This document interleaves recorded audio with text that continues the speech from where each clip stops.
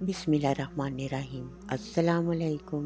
حضرت یوسف علیہ السلام نے قید سے رہائی کے لیے نظر مانی کہ جب رہا ہوں گے تو فقراء کی دعوت کی جائے گی، لیکن جب رہائی ملی تو نظر کی ادائیگی کا خیال نہ رہا۔ حضرت جبرائیل علیہ السلام حاضر ہوئے اور وعدہ یاد دلایا۔ آپ نے 1 مہینے بھر کے کھانے کا اہتمام فرمایا اور لوگوں کو دعوت دی۔ جبرائیل امین نے عرض کیا، آپ کا مقصود اس وقت تک حاصل نہیں ہوگا جب تک اس بوڑھی عورت کو جو کھجور کے جھونپڑے میں آنکھوں سے محروم پڑی اپنی زندگی کے دن گزار رہی ہے دعوت نہ دیں۔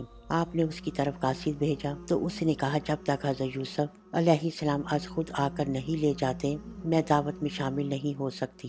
بقول شاعر اس وقت کیوں پکاری، باد نسیم کے وسیلے سے پیغام مت بھیجیے، مجھے تو باد نسیم سے تیرے لیے غیرت آتی ہے۔ قاصد نے واپس آ کر تمام کیفیت سے آگاہ کیا۔ آپ از خود وہاں تشریف لے گئے اور فرمایا، اے بڑھیا آئیے، ہماری دعوت میں آئیے۔ بڑھیا نے کہا، تمہارا وہ قول کہاں گیا جب آپ مجھے اے ملکہ کہہ کر پکارا کرتے تھے، اب اے بڑھیا کہہ رہے ہو؟ ایک مدت تک ہم نے آپ کو بڑے ناز و نعمت سے رکھا، تمہارے قدموں پر زر و جواہرات نثار کیے۔ آپ نے حیرانگی کے عالم میں پوچھا، یہ شگفتہ انداز کلام کیسا؟ وہ بولی، میں زلیخا ہوں۔ یہ سنتے ہی حضرت یوسف علیہ السلام پر رکعت طاری ہوئی اور چشمان مبارک آبدیدہ ہو گئیں۔ جب حضرت زلیخا مقام دعوت پر پہنچی تو سبھی لوگ جا چکے تھے۔ حضرت یوسف علیہ السلام نے بحکم الہی اپنے ہاتھوں اسے خلعت پہنائی تو وہ پکاری، کبھی ہم ان چیزوں کے مالک تھے، مجھے ان کی ضرورت نہیں، جو میری طلب ہے اگر وہ عطا نہیں فرمائیں گے تو واپس چلی جاؤں گی۔ آپ نے دریافت فرمایا، وہ کیا ہے؟ بولی، میری بینائی بحال ہو، جوانی لوٹ آئے اور آپ مجھے اپنے حبالہ عقد میں قبول فرمائیں۔ اسی اثنا میں حضرت جبرائیل علیہ السلام حاضر ہوئے اور اللہ تعالیٰ کا فرمان پہنچایا، ہم نے آپ کے باعث اس پر کرم فرمایا، اسے بینائی اور جوانی سے نواز دیا، لہٰذا آپ اس سے نکاح فرما لیجئے۔ چنانچہ آپ نے حضرت زلیخا رضی اللہ تعالیٰ عنہا سے اسی وقت نکاح فرما لیا۔ حقائق بیان کرتے ہیں زلیخا کون تھی؟ کہتے ہیں کہ حضرت زلیخا بادشاہ زادی تھی۔ ان کے والد مصر سے نصف مہینے کی مسافت پر رہتے تھے۔ ایک بار حضرت زلیخا نے خواب میں حضرت یوسف علیہ السلام کی زیارت کی تو ان کے دل میں آپ کی محبت پیدا ہو گئی، جس کے باعث ان کی رنگت بدل گئی۔ باپ نے سبب پوچھا تو کہنے لگی، مجھے خواب میں ایک ایسی حسین صورت نظر آئی ہے، کہنے لگا اگر مجھے اس کا پتہ معلوم ہو تو تمہاری خاطر اسے تلاش کروں۔